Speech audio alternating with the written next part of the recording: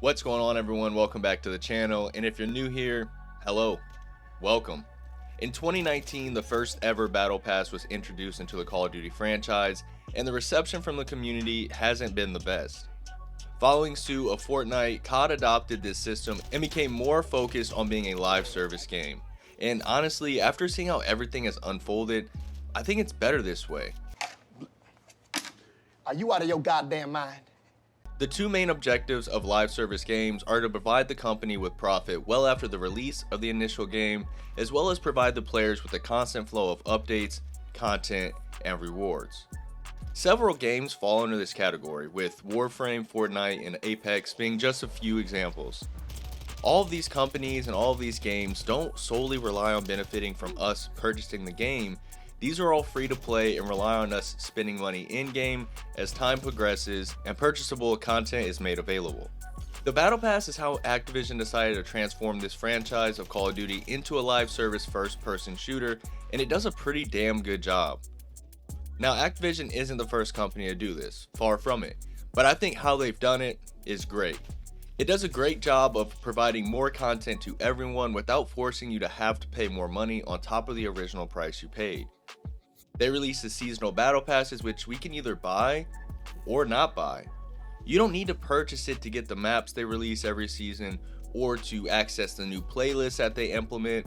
Does anyone remember in the old Call of Duties where if you didn't buy the map pack, then you couldn't play with friends that had it? Or how you wouldn't be allowed in certain lobbies? I distinctly remember those days because growing up, my family had little to no extra money. So until I got my first job, I was never able to get the map packs soon after release. I would always have to wait and I couldn't play the maps with my friends.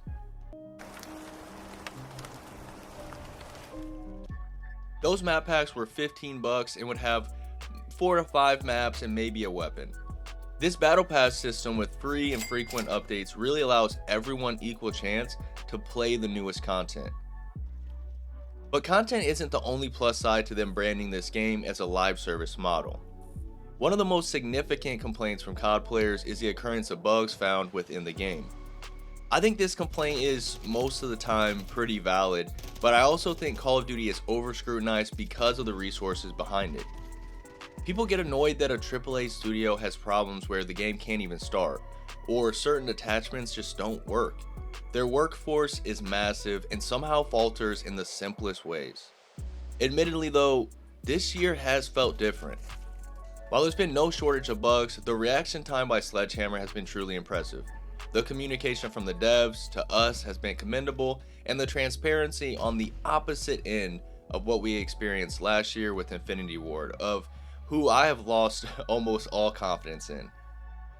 I'm not trying to sit over here and glaze SHG up, but what they're delivering this year is how I envision every Call of Duty's life cycle post-launch. Bring us quality of life updates, seasonal events, and new content without tying it to microtransactions. For example, this year we've already had 4 unique events where we could earn some charms, tokens, and even some clean camos.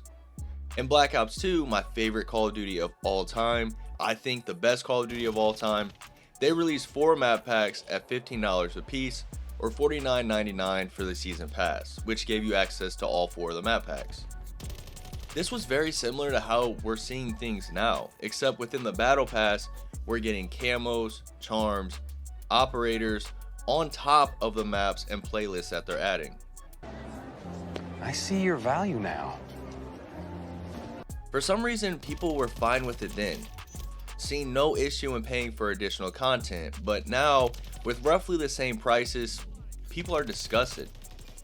I'm not going to argue that the price of the bundles themselves aren't way too high.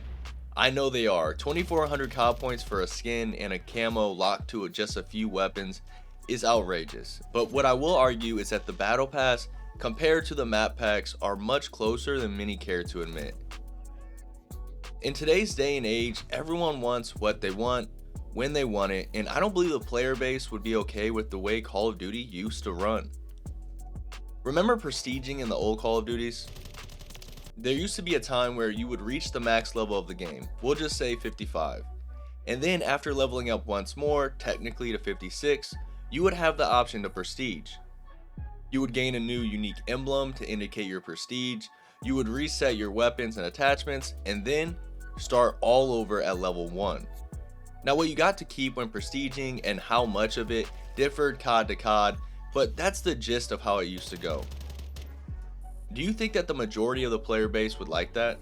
Seriously, drop what you think in the comments. I'm curious because while I think many people will be fine with being able to manually prestige and continue progressing even past the max season level, myself included, I don't think many people would be okay with losing all of their stuff.